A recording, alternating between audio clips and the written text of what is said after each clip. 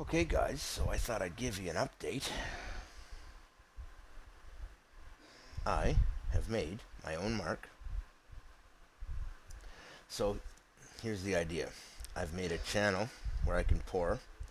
I've deepened it substantially. I've also lengthened it and shaved some of the top off so that it can be pretty level.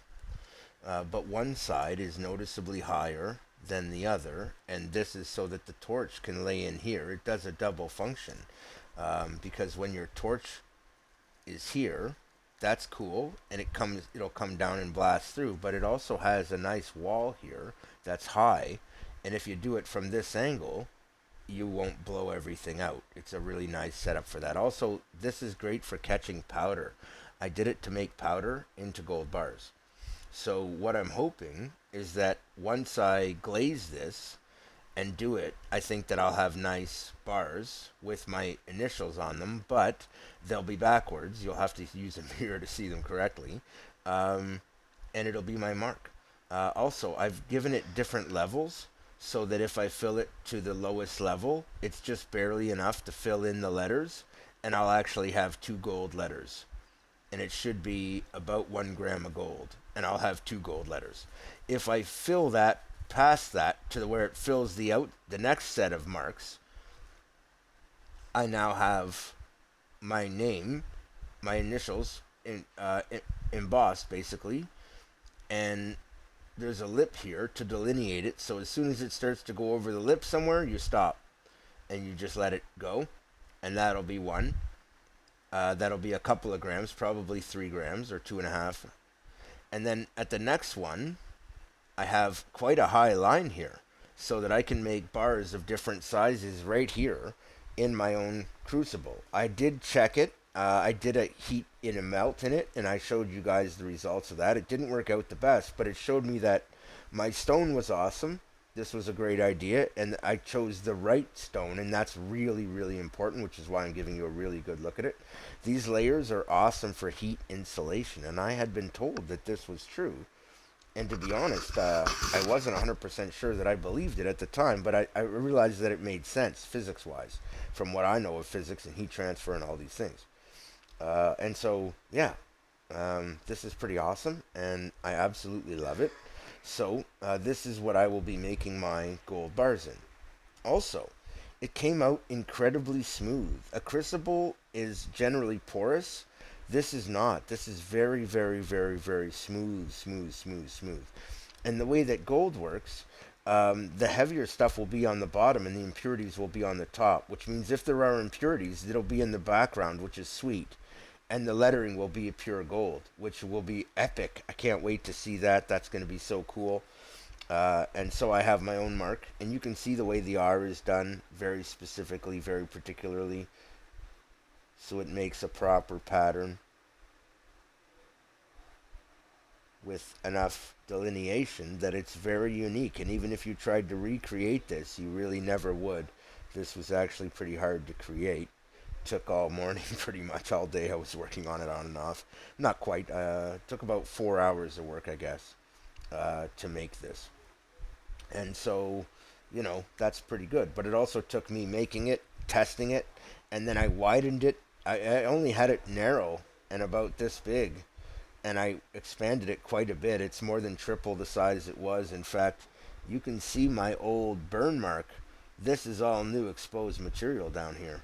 This whole bottom has been all fully exposed. In addition, this is slightly arched. It's not actually flat, so that if I make a very thin gold plate, it'll be a thin gold plate with my initials on it, and it'll be an arched plate. Perfect. It's to the corners too, out to the corners. Like, this is actually a bit of artwork, and I think that if I had some finer tools, I could make it really cool. But I did this with my Dremel, and I don't exactly have fine bits. I took my time and did it nice and as best I could anyway. So yeah, so I'm pretty excited to see how this is going to turn out.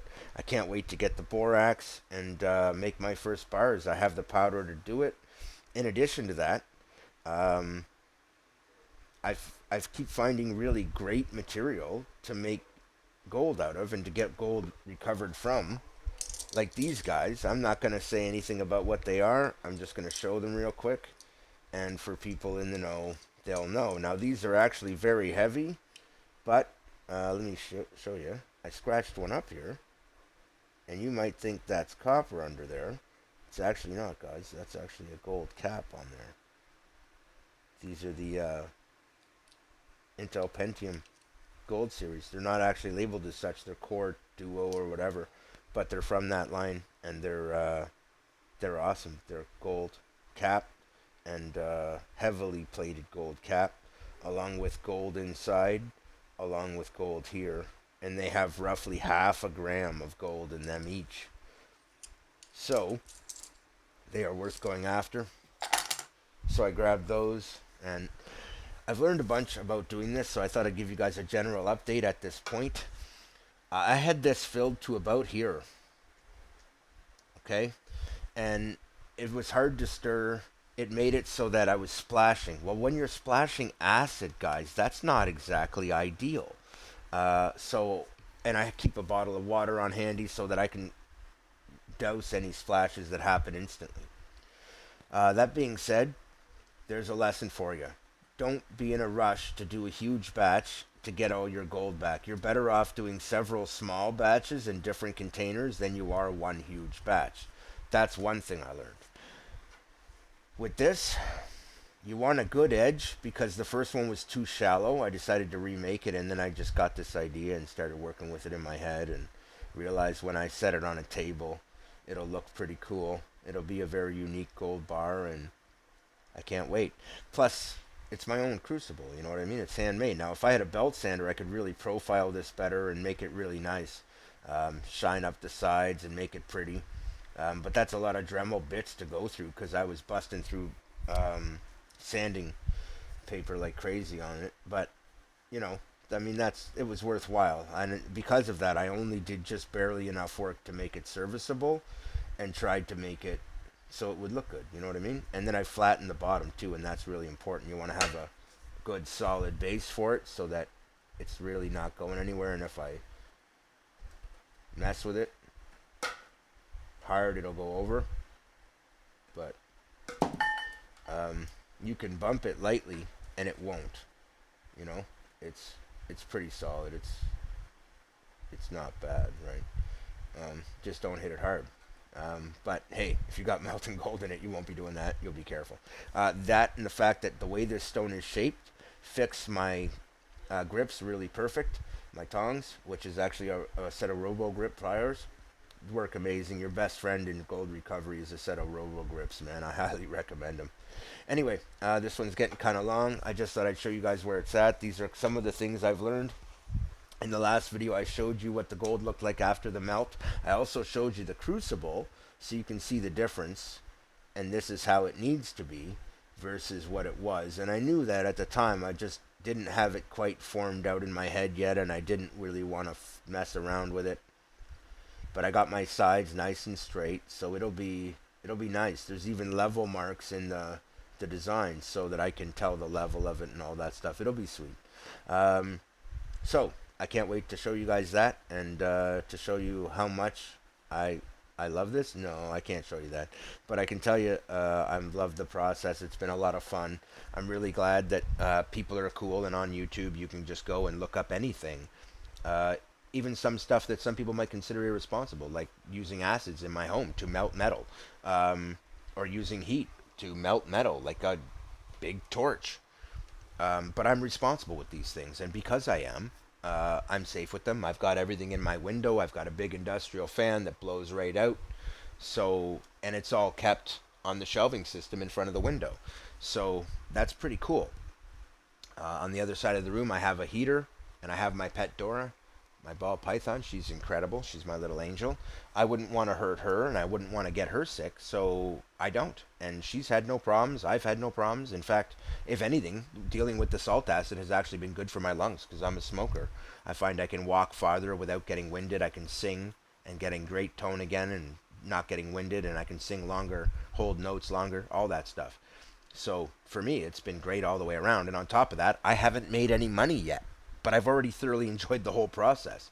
And knowing that I got enough powder. Also, I noticed I lost about maybe a third of my weight um, from the gold powder because a lot of it was impurities, and it gets melted together when you don't flux it or anything and you just put it in and burn it. You'll see all that stuff will form together, and then what's cool about that is it's obvious what the impurities are, and you can just pluck it out with tweezers, rinse them off to get your powder back. What little bit you would miss that way, I don't. I just tap it off, take it out, then put more powder on top of that, burn it again, get all your impurities out layer by layer. You can do it that way. And what I did is how you go about that. But for that, you got to have a good crucible, and choosing the right stone is really important. But I am not the guy who will tell you everything. I'm showing it to you in great detail so you can go and find one similar. And look at the polished nature of this. This is almost like marble, guys. Soapstone, beautiful stuff. That's all I'm going to say. This looks very much like soapstone, but it's not. It's actually, yeah, baby. It's beautiful. Look at that. I didn't polish that. I just did it with a Dremel and a sander. That's it, man. You know? And it's got such a fine, nice texture to it. Um, it really came out smooth, smooth. This stone is perfect to use. I highly recommend something similar. You could use granite. You could use so many different things, but I don't recommend granite because it's got so many other materials in it, and you don't want to be heating up quartz. Trust me, that's dangerous. Do your research. Be careful. Take a stone, find out what it is, and then find out if you can. I did geology when I was a kid. I actually toured across Canada and hitchhiking all over the place and gathering stones in different places and checking out different things. I learned a lot about geology when I was a little kid. So when I saw this stone and I was looking to make a crucible, I was actually going to use a brick, and I knew it was perfect. Keith out.